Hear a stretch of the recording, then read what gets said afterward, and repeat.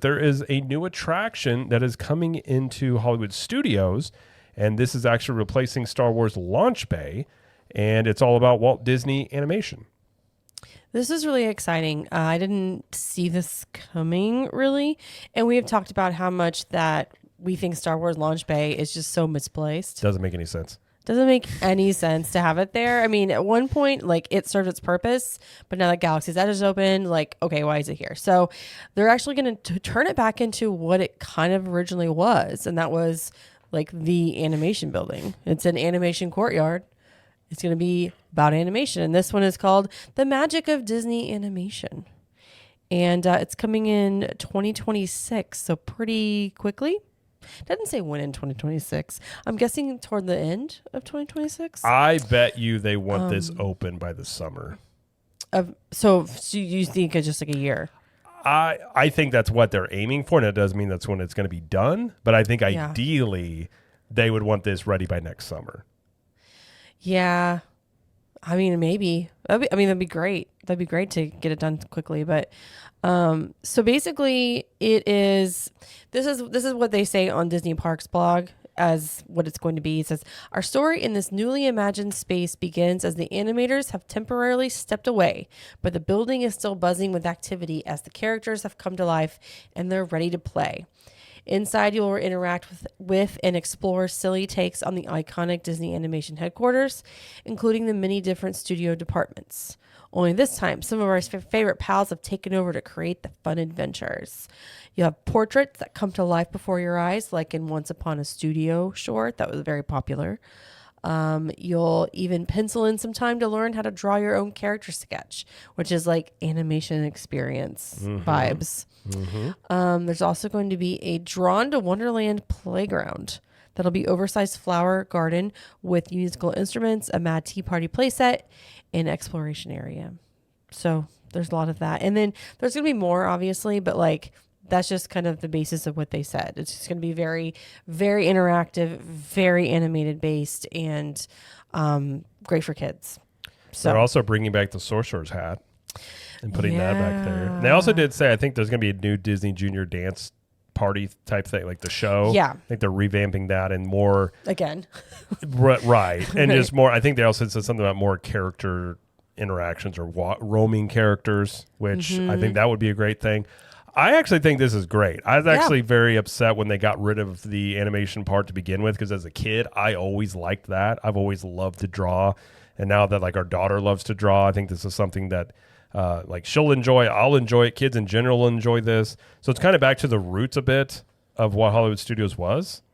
And I think it makes way more sense than Launch Bay, because Launch Bay made sense whenever it was there before Galaxy's Edge opened. It gave you a Star Wars presence in the parks, but Launch Bay's been, or Galaxy's Edge has been open for like, what, 7 years now? Six years in August, yeah. And it's still there. And then you also, I mean, I love Star Tours, but you've got Star Tours, you have Launch Bay, and then you have Galaxy's Edge. Yeah. And none of them are intertwined. So it always is kind of weird. I do hope perhaps this could mean some changes are coming to Galaxy's Edge, because this was the only place where you could actually meet Darth Vader and some of the characters. So perhaps, you know, they open up Galaxy's Edge to include all eras of Star Wars, prequel, original trilogy, and the sequel trilogy. Maybe even, I would love for them to get back to Jedi Academy that they had as well over by Star Tours. Oh, the training. Yeah, I don't know. I don't know why they haven't brought that back. But yeah. In terms of this alone, I think this is a good move. Listen, they're going to add in more greenery, more trees, more like a park kind of inside animation courtyard. Because like right now when you walk in, it's just a big open space. Yeah. Lots of concrete. But they're going to actually add it in a little more greenery and stuff. Now, the show building for Disney Junior is going to stay like it is, I'm assuming. And they're going to add the Sorcerer's Hat. But also they're taking down the archway that says, I think it just says Hollywood Studios, doesn't it? Mm-hmm. Okay, so they're taking that down completely. And this is going to kind of emulate the Burbank Studios, the Walt Disney Studios. Takes inspiration from that back in California. So it's supposed to kind of look similar to that, which is kind of cool. It's kind of cool. Yeah. I mean, like I said, I think this is something, it's a quick turnaround type thing. And I think the reason they're probably doing this is if you look at so far this summer, attendance has not been great. I know touring plans talked about, I think it's the lowest they've seen this summer attendance since like 2022, like back near like the COVID times. And so I think you could see them do more of these type things where they have these kind of quick turnarounds to try and have new things to open in the parks, because I think they're planning for this summer with basically some of those new shows and the Starlight Parade that's premiering, that's coming up very soon. They were hoping that was really going to push crowds in, and along with the discounts, and so far that has not come to fruition. So I think they're looking at this as a way they can have some brand new offerings in the park that are not just these shows and parades to try and, especially with like kids and that younger demographic. They're kind of taking this area, which is already kid centric here anyways, just kind of doubling down into it. And when you talk about Hollywood Studios already, outside of this area of the park, there's not a ton of stuff for kids necessarily, like younger kids. So I think it makes a lot of sense to double down into that in this area as well. So I think it'll probably be pretty cheap to do. I don't know how much stuff they're going to have to change over in what was Launch Bay. But, yeah, I mean, I think given the circumstances for what it is and going back to the roots, I think this is actually a really good move. Yeah, and Disney Junior Play and Dance will be closing September 25th, along with like Animation Courtyard in general, so Launch Bay as well. Little Mermaid Show, just newly open. It is not going anywhere. It is staying. Yeah. Obviously. That would be weird if it went away. But yeah. And then Walt Disney Presents, which kind of backs up into that, and the exit is right by Launch Bay is right now. That is staying as well, so like don't have to worry about that. But yeah, so that's exciting. If they're gonna get rid of, put in the Monsters Inc. area, put it in the Muppets area, then I'm glad they're doing something with this, because that was the whole thing. Like, okay, is Monsters Inc., is it going in here? Or is it going in Muppets? Because like there was two different concept arts, and we're like, what? We don't know what's going on. So I feel like this was a good decision.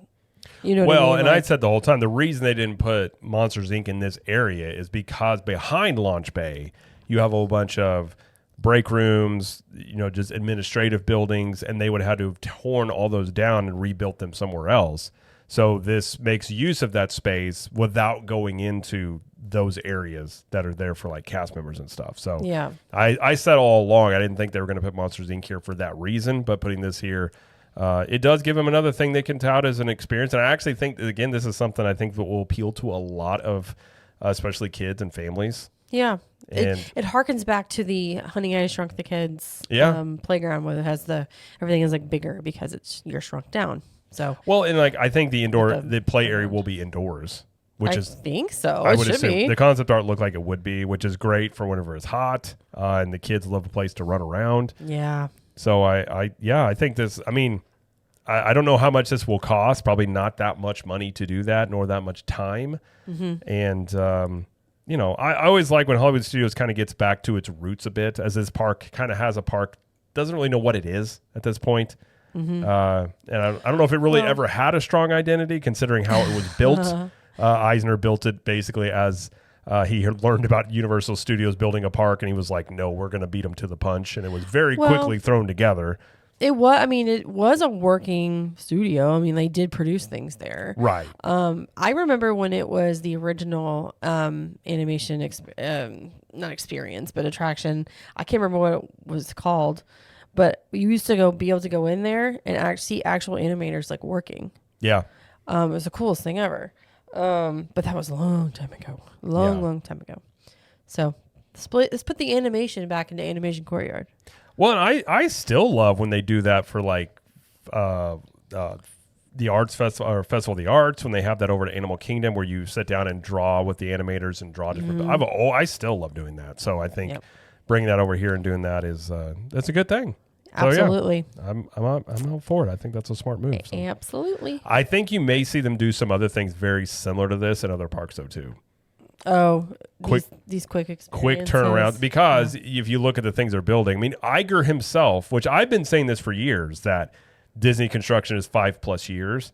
Hollywood Reporter had an article talking about basically Disney and Universal, like all the money they're spending in the parks and all, basically Orlando theme park dominance and all that. They had a quote by Iger in there where he actually said theme park construction takes about 5 years at least. Yeesh. I had never heard anybody from Disney actually ever put an actual timeline on things. So that just reinforces what I've been saying the whole time, which is the things that they're currently building, you're looking 2030 or so before these things are done. Maybe Animal Kingdom gets done a little earlier than, say, Frontierland stuff and what's going on in Hollywood Studios. But these things are going to be under construction for a long time.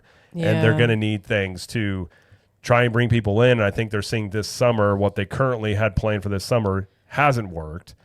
See how it looks in toward, going toward the winter. But they're definitely looking for more things to bring in to be able to market to people, to bring them into the parks. And I think this is one that could work. And I think we may see more of these if they're able to have some areas where they could have these quick turnarounds and not just these. I think maybe the lesson they learned is shows and parades are not going to move the needle on attendance. Experiences do, things for people to actually check out and do, but not maybe those. So that may be the lesson they're taking from this. So, because this was very unexpected. Nobody was expecting to hear about this. This kind of came up, which kind of shows you they may be reacting to what they're seeing this summer already and trying to, be a little proactive and do some stuff for the next coming years. So, but yeah, hopefully I think that ideally they would like that to be done by next summer, if I were to guess, but they did not put a specific timeline on it. They just said 2026. So, Yep. They won't even start on it until September. So, right. Yep. So, it's true.